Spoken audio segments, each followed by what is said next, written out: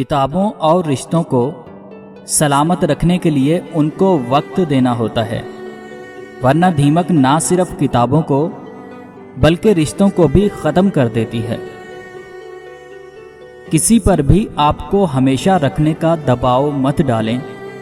मंजर से थोड़ा हट जाएं और उन्हें ये महसूस होने दें कि आपके बिना उनकी ज़िंदगी कैसी है। और फिर ज़िंदगियां उजाड़ने वालों को लगता है कि उनका हिसाब नहीं होगा। और पता है, कभी कभी इंसान हर उस चीज़ से दूर होना चाहता है जो उससे उसका सकून कल्ब ले ले, चाहे वो रिश्ते हों, चाहते हों या फिर वो खुद। जिस शख्स को आप सारी ज़िंदगी दूसरे हर रिश्ते से बढ़कर अपना समझते हैं, जिसमें आप अपना हर रिश्ता देखते हैं, जिसके बारे में आपको यकीन होता है कि जब दुनिया का कोई एक भी फर्द मेरे साथ खड़ा नहीं होगा, तब ये एक रिश्ता मेरे साथ मौजूद होगा।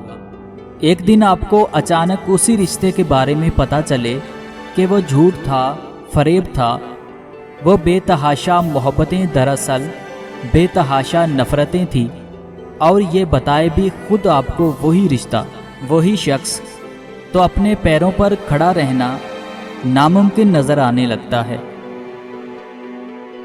जिंदगी में बहुत लोग हमें पीछे से वार करते हैं, अपनी हमाकत के सबब इतना भी नहीं जानते वो हमारे वजूद के सहारे ही खड़े होते हैं। ज़हीन होना दर हकीकत दूसरों से मुख्तलिफ अंदाज से सोचना होता है। बहुत ज़्यादा ज़हीन अफराद कतार के पीछे नहीं चलते, बल्कि वो गैर मामूली और बिल्कुल हटकर सोचते हैं, और अक्सर उनके ख़यालात मज़ाहिका खेज लगते हैं। माहिर नफ्सियात का कहना है कि वो मर्द कभी बूढ़ा नहीं होता जिसकी औरत उसे दिन रात केयर देती हो और उसकी सेहत का ख्याल रखती हो। जब किसी हंसमुख और मुखलिस इंसान की रफ़ाकत मुयस्सर हो तो फिर बेजार होना गुनाह है।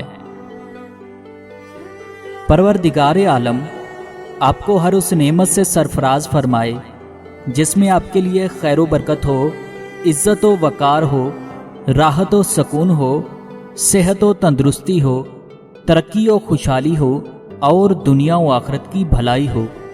आमीन सुम आमीन।